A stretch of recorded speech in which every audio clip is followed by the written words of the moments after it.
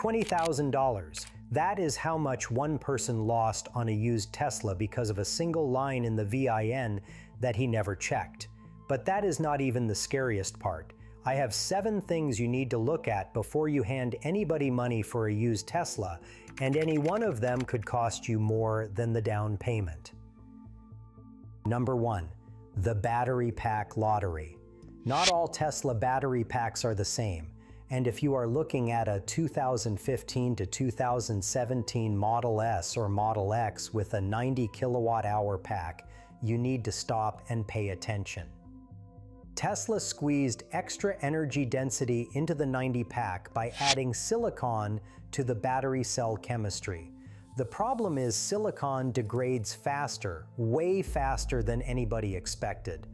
I have personally seen a 2016 90D come in showing only 227 miles at a full charge. That is 23% gone at 102,000 miles. So why does nobody talk about this when they list a 90D for sale? Meanwhile, the 85 kilowatt-hour pack it replaced holds up significantly better at the same mileage. There are 3 different hardware versions of the 90 pack, and the earliest one is a disaster. The V1 pack was limited to 1500 amps, never actually hit the advertised acceleration numbers, and degrades the worst of all 3. The version is stamped on a sticker on the battery, front right corner behind the front bumper area. You can see it by crawling underneath. If it says V1, walk away. If it says V3, that is a completely different situation with only 7 to 8% loss at similar mileage. And just so you understand the stakes here, replacing a Tesla battery pack costs anywhere from $11,000 to $26,000 at Tesla. Third-party shops like Gruber Motors or Electrified Garage can do it for less, but you are still looking at thousands. By the way, the safest bet on the used market right now is a 2021 or newer Model 3 or Model Y with an LFP battery. Those packs tolerate daily 100% charging and barely lose any range. But a bad battery pack is at least something you can test for. This next one is a ticking clock that Tesla itself says will fail on every single car it is in. Number 2, the touchscreen time bomb. I had a 2016 Model X come through the shop last year where the entire screen was dead. The owner could not run the backup camera, could not change the climate, and could not even see how much charge he had left. It turned out to be the MCU1 flash chip, and Tesla wanted $2,200 for a new screen. That car was built in 2015, so here is what happened. Tesla actually admitted to federal safety regulators that every single MCU1 unit will eventually fail. Their words, not mine. If you are looking at any Model S or Model X built before March of 2018, that car has an 8GB flash memory chip that Tesla's own data logging slowly writes to death. The screen starts getting sluggish, then it reboots randomly, and eventually it goes completely black. When the screen dies in a Tesla, you lose the backup camera, climate controls, defrost, and navigation. It is not like losing your radio, it is a safety problem. The recall covered about 158,000 cars, but as of the last numbers I could find, roughly 54,000 of those still have not been fixed. That is a lot of used Teslas floating around with a chip that will die. If you are shopping in this year range, ask whether recall 21V035 was completed. If the seller does not know, that is your answer. Beyond the chip, pre-2018 screens also develop yellow banding around the edges from adhesive breaking down in the heat. Tesla's fix is a UV light treatment that takes a couple hours, but owners report the yellowing comes right back within a year. A full screen replacement runs $1,750 to $2,500. That is real money on a car you might have paid $15,000 for. But the touchscreen is at least a known problem with a known fix. This next one has no fix, and Tesla is the one doing it to you. Number 3. Tesla can delete features you already paid for. I personally think this is the most anti-consumer thing any car manufacturer has ever done, and I will die on that hill. Tesla can reach into your car over the internet and strip software features like Autopilot, enhanced Autopilot, full self-driving, and even ludicrous mode. They have done it multiple times. One viral case involved a 2017 Model S that Tesla sold at auction as a lemon buyback. The window sticker listed enhanced Autopilot and full self-driving, $8,000 worth of features. 3 days after the auction, Tesla remotely deleted everything without telling the dealer or the buyer. When the new owner took the car to Tesla service, they were told to pay $8,000 to get back what the car already had. Tesla only reversed course after the media picked up the story. If you think that was a one-off mistake, it was not. A second owner bought a 2018 Model X with ludicrous mode confirmed on the badge and in the menus. Tesla audited the car during a service visit and stripped ludicrous mode permanently. Despite video evidence, they refused to put it back. As of February 2026, Tesla ended the one-time full self-driving purchase option entirely. Full self-driving, or FSD, is subscription only now at $99 a month, tied to your account, not the car. So even if the used Tesla you are looking at shows full self-driving active on the screen right now, there is no guarantee it stays there after the sale. But even if you manage to keep your software features, there is a hardware problem underneath that could make all of it worthless anyway. Number 4. The hardware cliff. Nobody is talking about. Every Tesla built since 2014 has one of 5 Autopilot hardware versions. The one you need to worry about on the used market is HW3. Right now, every single HW3 vehicle is stuck on FSD version 12.6.4. It cannot run anything newer. Tesla has announced no retrofit plan because HW4 physically does not fit in an HW3 car, since the dimensions, wiring, and cooling are all completely different. On an earnings call in January 2025, Elon Musk said, and I am paraphrasing here, that upgrading HW3 cars is going to be painful and difficult. He even joked that he was glad not many people bought FSD. That may be funny to him. It is not funny to the 500,000 Tesla owners staring at an FSD button on their touchscreen that does the exact same thing it did 2 years ago. A class action was certified in August 2025, but that could take years to resolve.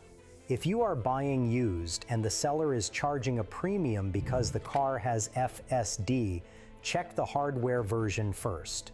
Go to the software menu and look for Autopilot Computer. If it says HW3, that FSD purchase might be worth exactly $0 by next year.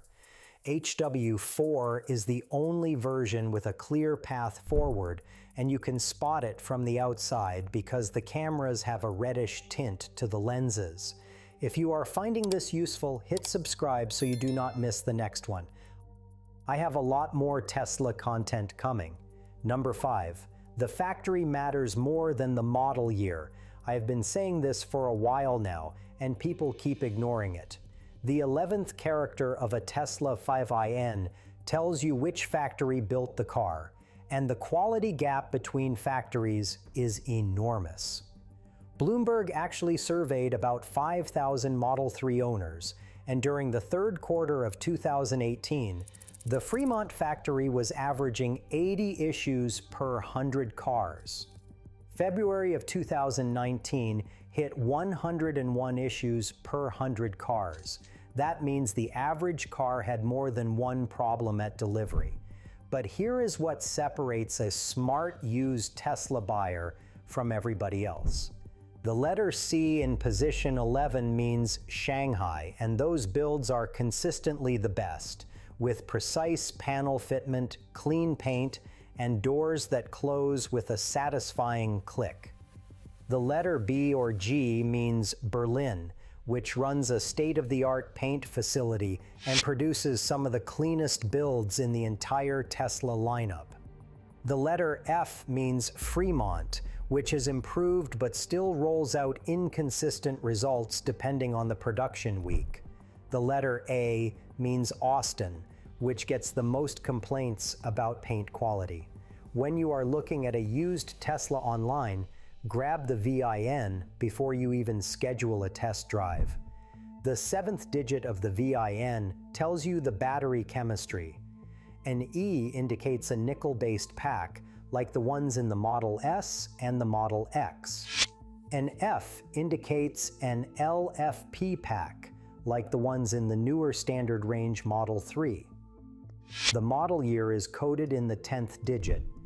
If the VIN starts with the characters 5YJ, that car rolled off an American assembly line. If it starts with LRW, it was built at the Shanghai Gigafactory.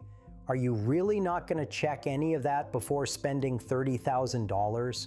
So you have decoded the VIN and you know what factory built the car. But there is one type of damage that no VIN will ever tell you about. Number 6, flood damage hides where no mechanic checks. After Hurricane Ian, I started seeing flood-damaged Teslas popping up everywhere on the used market, and a federal teardown confirmed what I was afraid of. The corrosion hides in a spot called the penthouse. That is the box sitting on top of the battery pack that controls all your high-voltage charging and power conversion. It is the brain of the electrical system. Tesla sealed it from the bottom so road water cannot get in. They left the top wide open. When floodwater comes into the cabin from above, it pours right into the most expensive electronics in the car. They cracked it open and found corroded connections and dried out residue caked inside. Your average mechanic would never think to look there. But the penthouse is not even the only way water gets in. Tesla also has a unique weak point in the sub-trunk area, where HVAC pressure vents can let water flood the cabin if the exterior water level gets high enough. After Hurricane Ian alone, hundreds of thousands of vehicles were potentially flood damaged, and there are states where you can re-register a salvage car and the flood history just disappears from the title. A clean title does not mean the car was never underwater. Pull the seatbelts all the way out and look for waterline stains on the fabric. Check under the carpet for dried mud and smell for any mold or mildew in the cabin. Run an NIC-BVIN check before you buy. It is free and it takes 2 minutes. I personally think flood-damaged Teslas are more dangerous than flood-damaged gas cars because the damage is invisible and the repair costs are 5 times higher. A flooded Honda Civic might cost you a new carpet and a headliner. A flooded Model 3 can need a full battery pack and penthouse replacement that costs more than the car is worth. Flood damage is bad enough when it is hidden.